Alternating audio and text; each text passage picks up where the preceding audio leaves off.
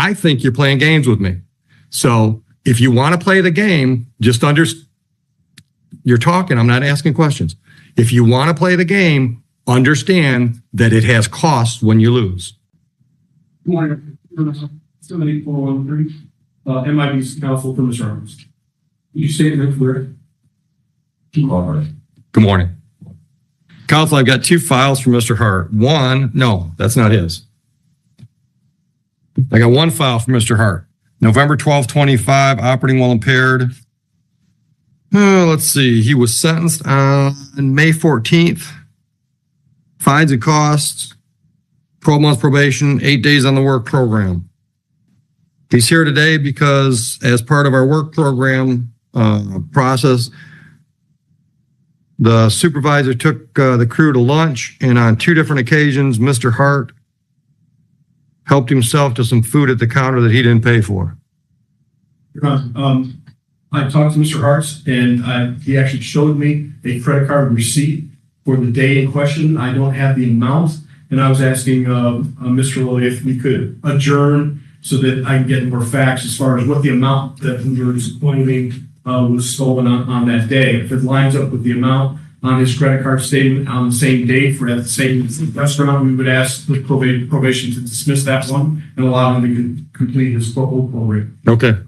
But we are prepared today to plead guilty to the violation of probation for the failed protest or the failure to set up protest. We'll do it all at once. All right.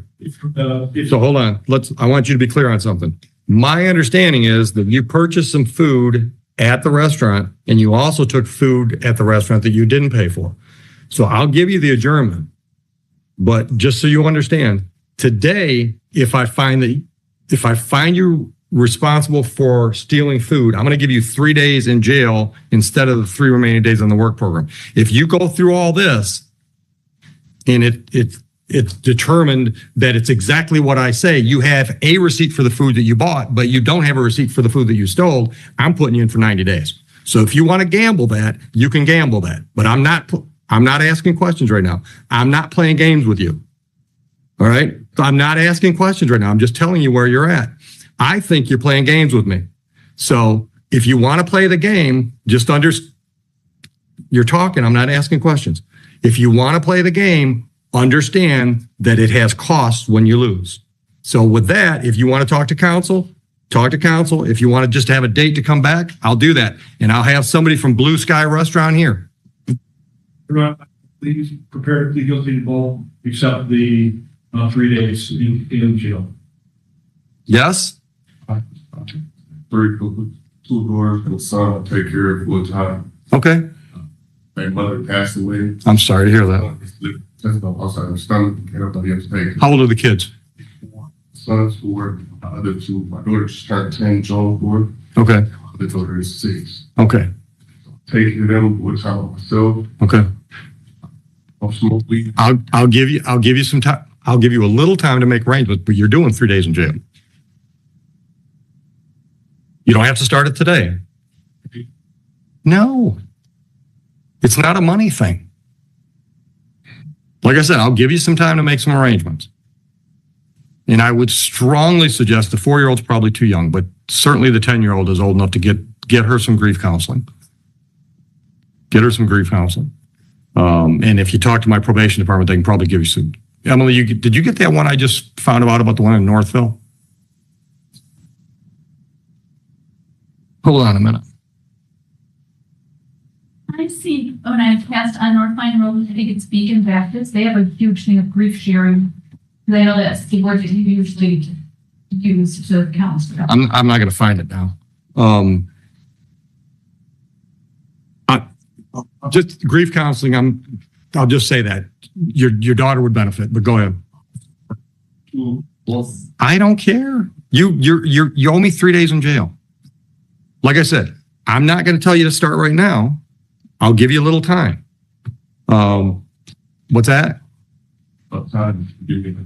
I want the jail done by the end of the month. And that's a gift. That's a huge gift. But I'm not going to wait. You got to tell me when you're going to report for jail. Can you, Make some phone calls. Yeah. find out? what- Yeah. In the next half hour, I want you to come in here and say, I want to report for jail on such and such a day.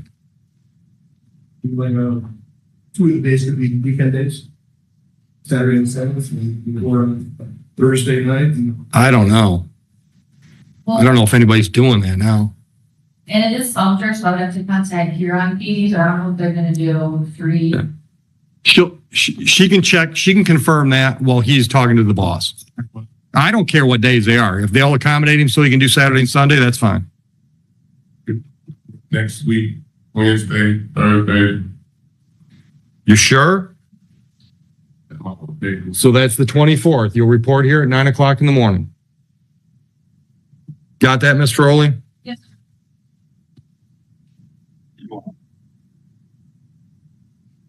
All right. And once again, grief counseling. Over 300. That's, you still owe the money, whatever you got working out on that.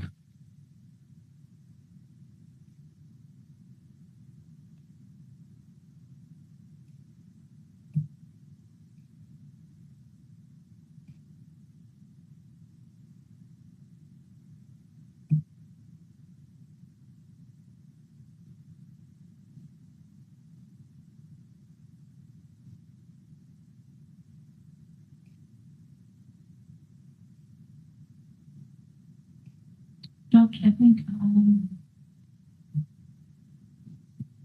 Mr. Nunley, you got anything ready? We're all set.